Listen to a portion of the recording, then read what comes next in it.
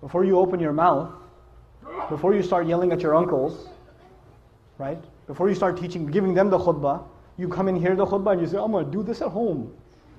That's a good point. My dad needs to hear this one. This is going to make a great point of argument, right? A lot of excited young people do that. They discover the religion, they hold on to it, and they use it to debate with family, right?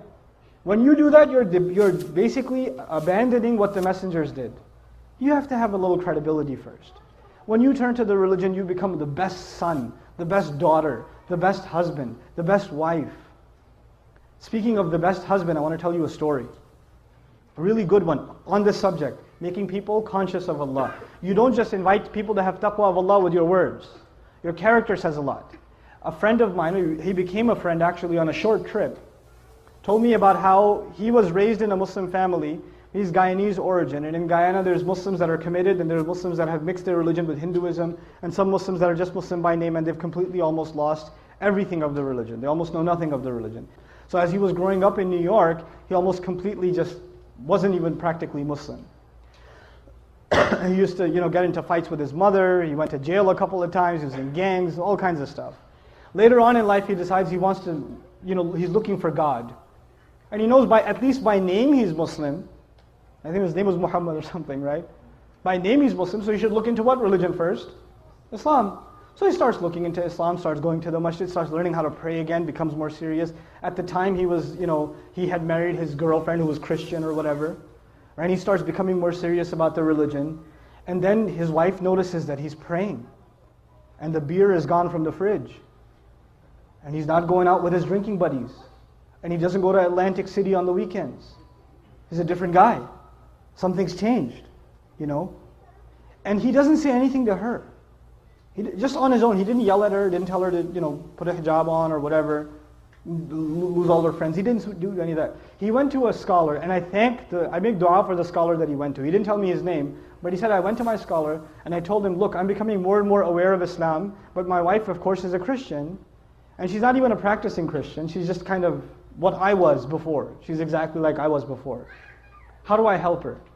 He said, don't tell her a thing about Islam, just be the best husband you can be, and to do that, just study what kind of a husband the Prophet was. Just do that.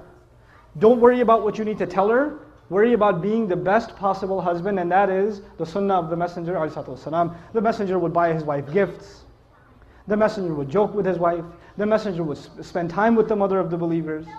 The Messenger would praise and compliment the mother of the believers. I'm mentioning that on purpose, guys. He would compliment them. You guys eat the first morsel of food in iftar, like, And the wife says, what? You go, nothing. Right?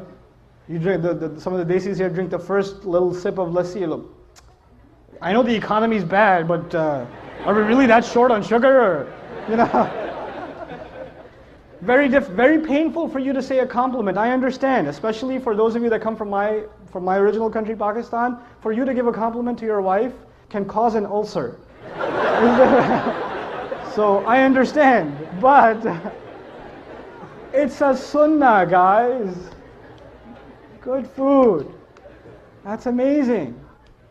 And our wives, the sisters are so used to hearing nasty things from us, then when we say nice things, they get freaked out. Like if the husband just says, you look really nice today. She goes, what do you want? She gets worried, like he's up to, we gotta fix that. That's a problem. It can't be healthy. So he starts doing these things with his wife. And in the beginning, he used to argue with her sometimes about Islam and tell her how Christianity doesn't make sense. How can 3 be 1 and 1 be 3? All those kinds of arguments, you've heard them before, right?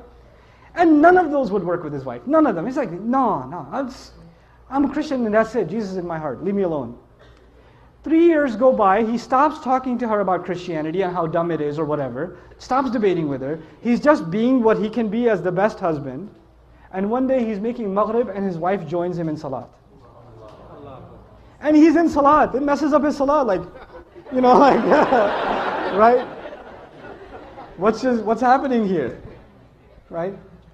So, he gives, After Salat, he looks at her and he goes, what happened? And she goes, what? Nothing. And he goes, no, you have to tell me what happened.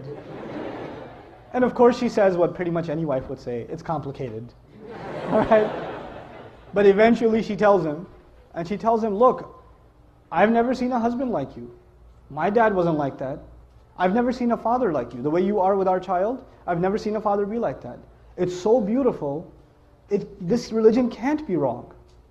It can't be wrong. This is ittaqullah. You see how aware you are of Allah in your life. Right? It's not how many ayat you've memorized, how many ahadith you know, how much knowledge you can spit out at someone, how many quotes from scholars you can deliver. It's not about that. How are you living your life? People can see that. You're calling people to the taqwa of Allah. حَقَّ تُقَاتِهِ وَلَا تَمُوتُنَّ إِلَّا وَأَنْتُمْ مُسْلِمُونَ. شباب الهدى قد بنت أمتي عليكم من الأمل المنتظر سروحا تقاوم عصف الظلام وتهزأ بالفسق أن